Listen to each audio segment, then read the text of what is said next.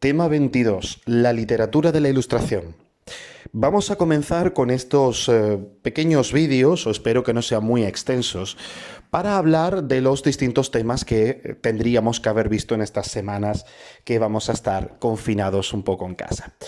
Y para ello vamos a empezar ya con el siglo XVIII. Habíamos dejado o había pedido que os prepararais el cierre del movimiento barroco, a saber, el del teatro. Por supuesto, como pasa siempre en esta historia de la literatura, el barroco no desaparece de la noche a la mañana.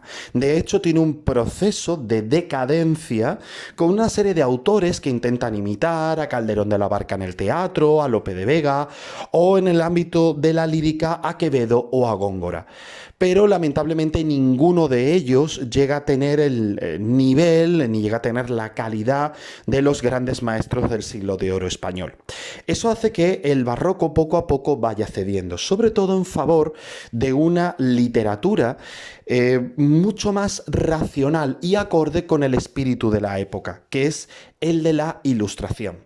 Además, en España, a partir de la Guerra de Sucesión y la llegada de los Borbones al trono de nuestro país, España, se va a abrir completamente a todas las influencias francesas. De ahí también que la Ilustración cale razonablemente rápido en nuestras fronteras. La Ilustración nace en el siglo XVIII, sencillamente con el afán de acabar con el oscurantismo, el pesimismo que habían imperado en el barroco. El motivo era muy simple. En este siglo XVIII aumentaron considerablemente las producciones agroalimentarias. Eso permitió que la población así aumentara. Además, con las mejoras en medicina y en farmacología, la gente podía vivir mucho más tiempo.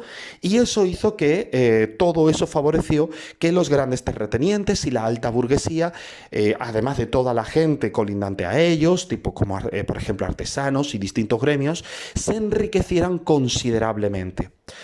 Evidentemente, cuando a ti te van bien las cosas, a ti no te pide el cuerpo seguir siendo pesimista.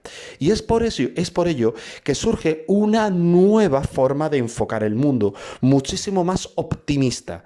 Eso sí, es optimista siempre y cuando se cumpla un requisito fundamental, y es guiar toda la vida y la sociedad en base a la razón.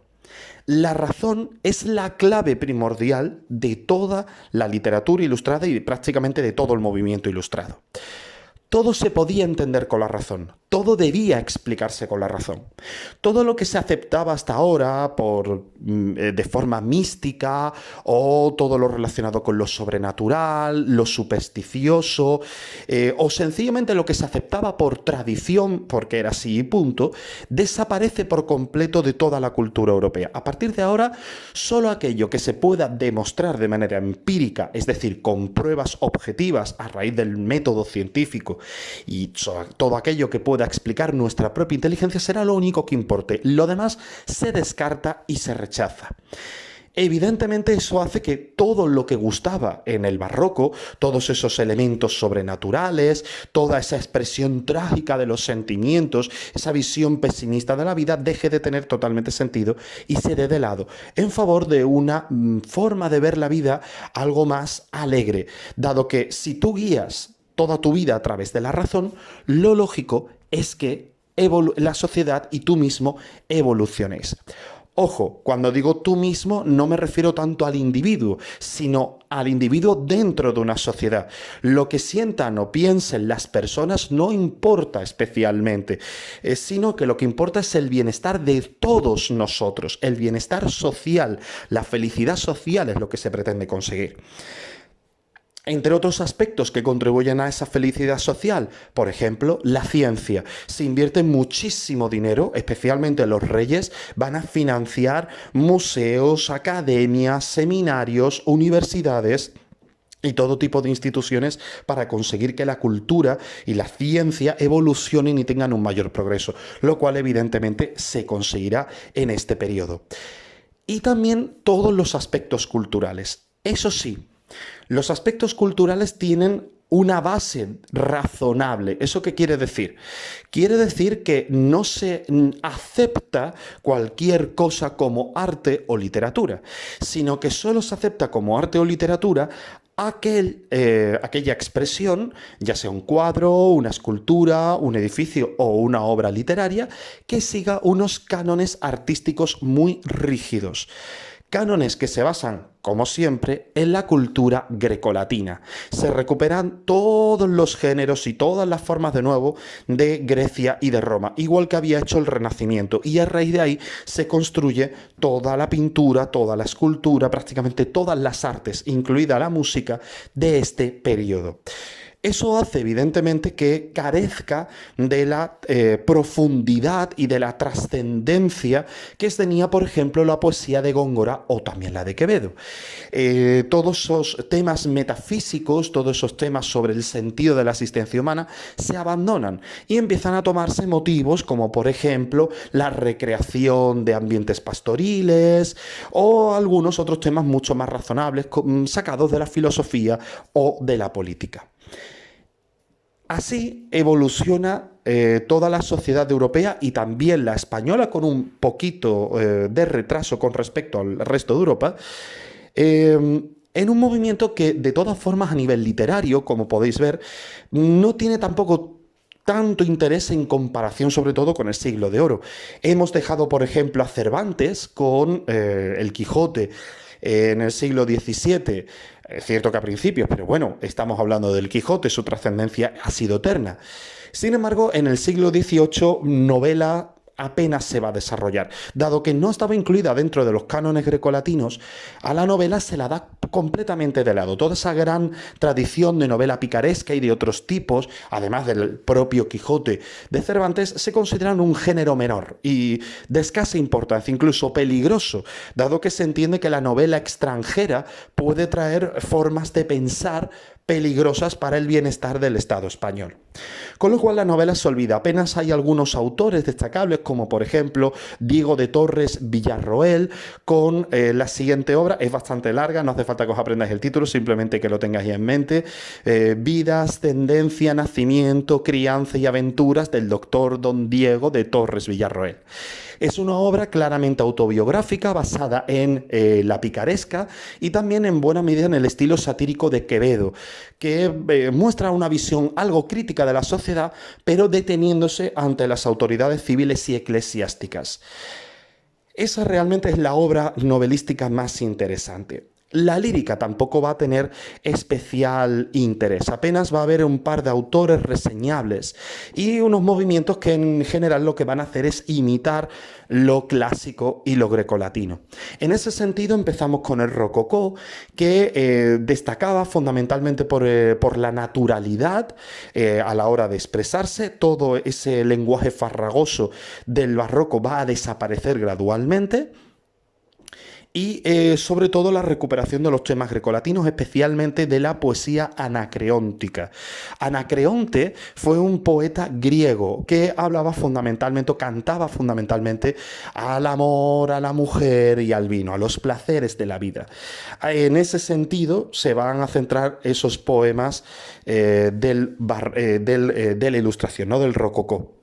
Luego, posteriormente, vendrá el neoclasicismo, que impondrá unas normas muy estrictas a lo que es la poesía. Concretamente, uno, la intención crítica, que se va a mantener en toda la literatura y en toda la producción artística de la Ilustración, con el objetivo de valorar lo malo que tiene la sociedad para así lograr un cambio y una regeneración, que en España era todavía más necesario teniendo en cuenta que habíamos perdido la posición de primera potencia mundial. Un estilo didáctico y moral, se insistía en que toda la literatura tenía que ser útil. Ese es un detalle muy importante. La literatura ilustrada tiene que ser útil para la sociedad. ¿Y cuál es la literatura más útil? Evidentemente, lo que sea didáctico y moral, lo que dé una enseñanza. La verosimilitud, evidentemente, será otra de las grandes características de la literatura y la poesía neoclásica. Lógico, si tú no crees en lo sobrenatural, en lo que no puedas explicar la razón, la realidad retratada de forma verosímil, es decir, creíble, se convierte en lo más importante. Y también la claridad expresiva, como hemos dicho anteriormente, siempre fundamental. El lenguaje es claro, sencillo, fácil de entender. Esto también se debe a esa función didáctica y esto ya no es la primera vez que lo vemos.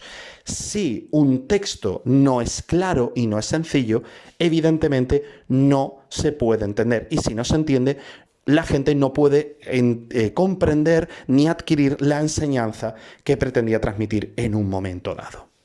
Dentro de los autores de esta poesía del siglo XVIII, realmente el único que vamos a destacar, hubo muchísimos, hubo muchas escuelas, estaba la Academia del Buen Gusto, la Tertulia de la Fonda de San Sebastián, la Escuela Salmantina, la Sevillana, con gente que seguramente os suene de algunas calles como o de entidades como por ejemplo Pablo de Olavide o José María Blanco White, seguramente os sonarán esos nombres, o Alberto Lista. Realmente el poeta más importante de este periodo fue Juan Meléndez Valdés, perdón. Juan Meléndez Valdés formó parte de la escuela salmantina y al principio se dedicó a una poesía más que nada anacreóntica, a hablar de las pasiones, del vino, de la belleza, de la mujer, siguiendo los cánones clásicos. Por ejemplo, pues el poema Adorila, que lo tenéis en la página 269, sería un ejemplo. Sin embargo, poco a poco pues, fue profundizando y cambiando el estilo hasta ahondar en una poesía cívica y filosófica. Eso fundamentalmente por herencia de Gaspar Melchor de Jovellanos. En ese sentido, pues empezó a plantearse una serie de reflexiones sobre la libertad y el progreso. A nivel estilístico, además de todo lo que hemos mencionado anteriormente, destaca especialmente por el uso del romance, de la estrofa conocida como romance, la cual uso para prácticamente todo este tipo de asuntos y de temas. Esta va a ser nuestra introducción a este tema de la Ilustración, movimiento que sobre todo destaca por tres grandes aportaciones. La primera, el ensayo, del cual hablaremos en el siguiente vídeo. La segunda, el teatro, con Leandro Fernández de Moratín como gran exponente. Y en tercer lugar, la fábula, que en realidad la vamos a mencionar ahora, dado que, bueno, simplemente hay que mencionar o hay que comentar que se trata de dos grandes autores, Tomás de Iriarte y Félix María de Samaniego, quienes cogieron la herencia del francés Jules Lafontaine y del griego Esopo para crear historias cortas, escritas generalmente en verso, para mostrar cuestiones críticas con respecto a la sociedad, los vicios y defectos que ésta tenía, para así enmendarlos y corregirlos. Enseguida pasamos con el siguiente vídeo, que es el del ensayo ilustrado.